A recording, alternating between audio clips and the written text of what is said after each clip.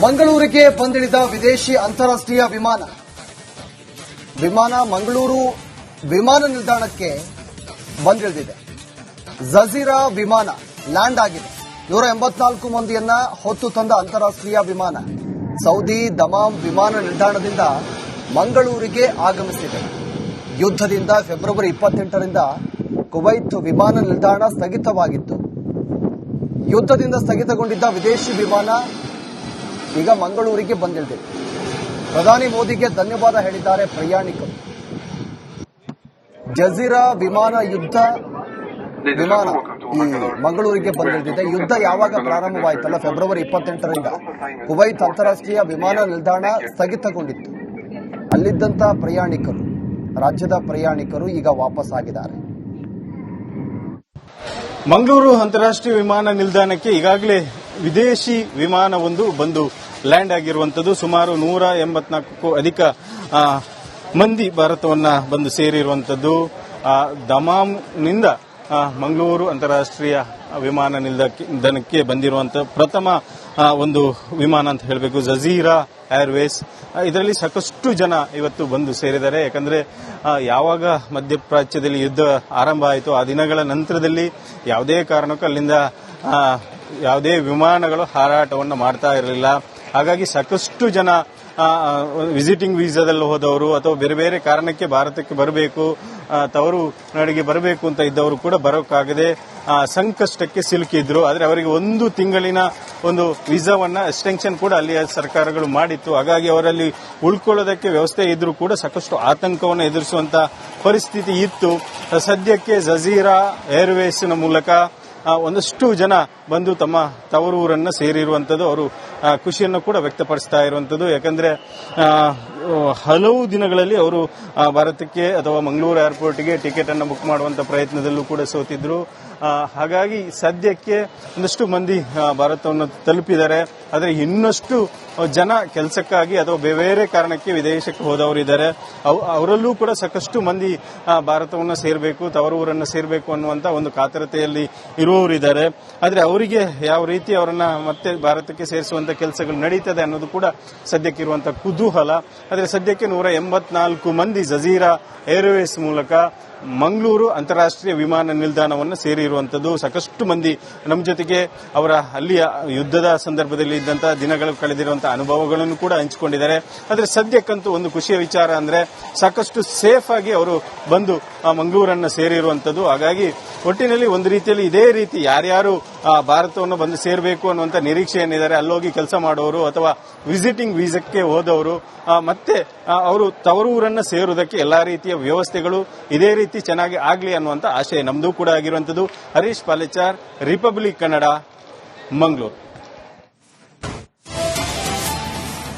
ಮಂಗಳೂರಿಗೆ ಬಂದಿಳಿದ ವಿದೇಶಿ ಅಂತಾರಾಷ್ಟ್ರೀಯ ವಿಮಾನ ಮಂಗಳೂರು ವಿಮಾನ ನಿಲ್ದಾಣಕ್ಕೆ ಬಂದಿಳಿದಿದೆ. ಜಜೀರಾ ವಿಮಾನ ಲ್ಯಾಂಡ್ ಆಗಿದೆ.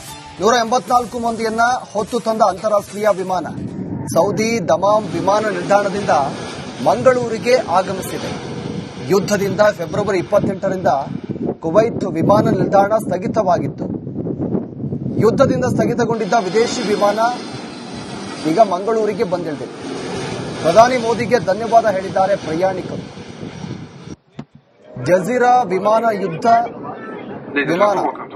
ಮಂಗಳೂರಿಗೆ ಬಂದಿಳಿದಿದೆ. ಯುದ್ಧ ಯಾವಾಗ ಪ್ರಾರಂಭವಾಯಿತಲ್ಲ ಫೆಬ್ರವರಿ 28ರಿಂದ ಕುವೈತ್ ಅಂತಾರಾಷ್ಟ್ರೀಯ ವಿಮಾನ ನಿಲ್ದಾಣ ಸ್ಥಗಿತಗೊಂಡಿತ್ತು. ಅಲ್ಲಿದ್ದಂತಹ ಪ್ರಯಾಣಿಕರು, ರಾಜ್ಯದ ಪ್ರಯಾಣಿಕರು ಈಗ ವಾಪಸ್ ಆಗಿದ್ದಾರೆ. ಮಂಗಳೂರು ಅಂತಾರಾಷ್ಟ್ರೀಯ ವಿಮಾನ ನಿಲ್ದಾಣಕ್ಕೆ ಈಗಾಗಲೇ ವಿದೇಶಿ ವಿಮಾನವೊಂದು ಬಂದು ಲ್ಯಾಂಡ್ ಆಗಿರುವಂತದ್ದು. ಸುಮಾರು 184ಕ್ಕೂ ಅಧಿಕ ಮಂದಿ ಭಾರತವನ್ನ ಬಂದು ಸೇರಿರುವಂತದ್ದು. ದಮಾಮ್ನಿಂದ ಮಂಗಳೂರು ಅಂತಾರಾಷ್ಟ್ರೀಯ ವಿಮಾನ ನಿಲ್ದಾಣಕ್ಕೆ ಬಂದಿರುವಂತಹ ಪ್ರಥಮ ಒಂದು ವಿಮಾನ ಅಂತ ಹೇಳಬೇಕು, ಜಜೀರಾ ಏರ್ವೇಸ್. ಇದರಲ್ಲಿ ಸಾಕಷ್ಟು ಜನ ಇವತ್ತು ಬಂದು ಸೇರಿದ್ದಾರೆ. ಯಾಕಂದ್ರೆ ಯಾವಾಗ ಮಧ್ಯಪ್ರಾಚ್ಯದಲ್ಲಿ ಯುದ್ಧ ಆರಂಭ ಆಯಿತು ಆ ದಿನಗಳ ನಂತರದಲ್ಲಿ ಯಾವುದೇ ಕಾರಣಕ್ಕೂ ಅಲ್ಲಿಂದ ಯಾವುದೇ ವಿಮಾನಗಳು ಹಾರಾಟವನ್ನು ಮಾಡ್ತಾ ಇರಲಿಲ್ಲ.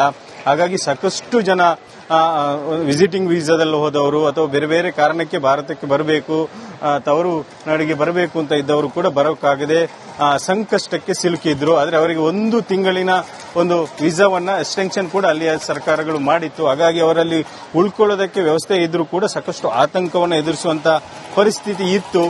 ಸದ್ಯಕ್ಕೆ ಜಜೀರಾ ಏರ್ವೇಸ್ನ ಮೂಲಕ ಒಂದಷ್ಟು ಜನ ಬಂದು ತಮ್ಮ ತವರೂರನ್ನ ಸೇರಿರುವಂತದ್ದು, ಅವರು ಖುಷಿಯನ್ನು ಕೂಡ ವ್ಯಕ್ತಪಡಿಸ್ತಾ ಇರುವಂತದ್ದು. ಯಾಕಂದ್ರೆ ಹಲವು ದಿನಗಳಲ್ಲಿ ಅವರು ಭಾರತಕ್ಕೆ ಅಥವಾ ಮಂಗಳೂರು ಏರ್ಪೋರ್ಟ್ಗೆ ಟಿಕೆಟ್ ಅನ್ನು ಬುಕ್ ಮಾಡುವಂತ ಪ್ರಯತ್ನದಲ್ಲೂ ಕೂಡ ಸೋತಿದ್ರು.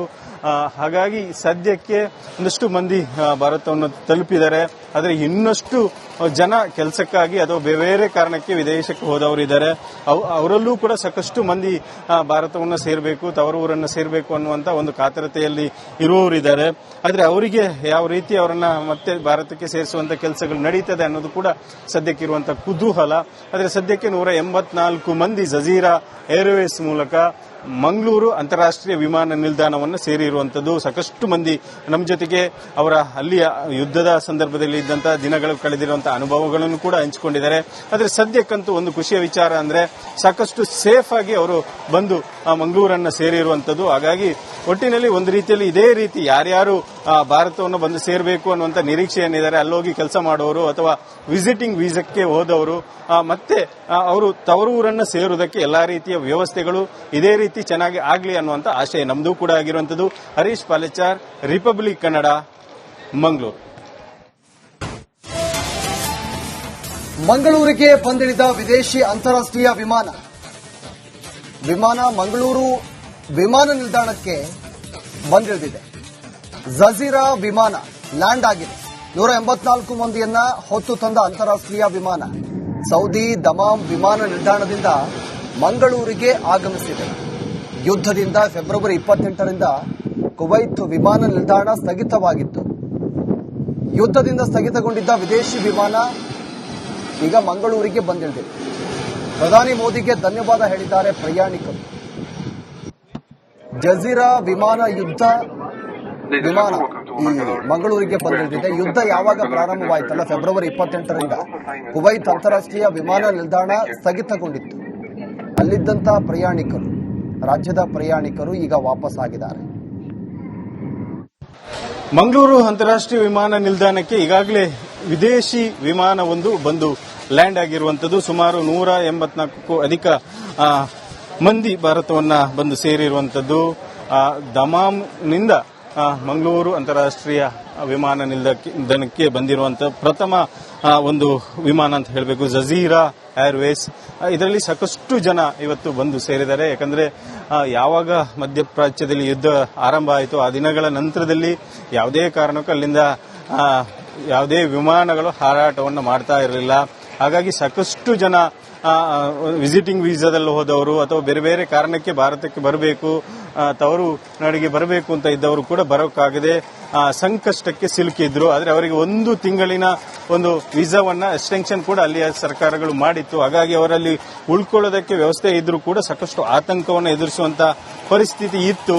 ಸದ್ಯಕ್ಕೆ ಜಜೀರಾ ಏರ್ವೇಸ್ನ ಮೂಲಕ ಒಂದಷ್ಟು ಜನ ಬಂದು ತಮ್ಮ ತವರೂರನ್ನ ಸೇರಿರುವಂತದ್ದು, ಅವರು ಖುಷಿಯನ್ನು ಕೂಡ ವ್ಯಕ್ತಪಡಿಸ್ತಾ ಇರುವಂತದ್ದು. ಯಾಕಂದ್ರೆ ಹಲವು ದಿನಗಳಲ್ಲಿ ಅವರು ಭಾರತಕ್ಕೆ ಅಥವಾ ಮಂಗಳೂರು ಏರ್ಪೋರ್ಟ್ಗೆ ಟಿಕೆಟ್ ಅನ್ನು ಬುಕ್ ಮಾಡುವಂತ ಪ್ರಯತ್ನದಲ್ಲೂ ಕೂಡ ಸೋತಿದ್ರು.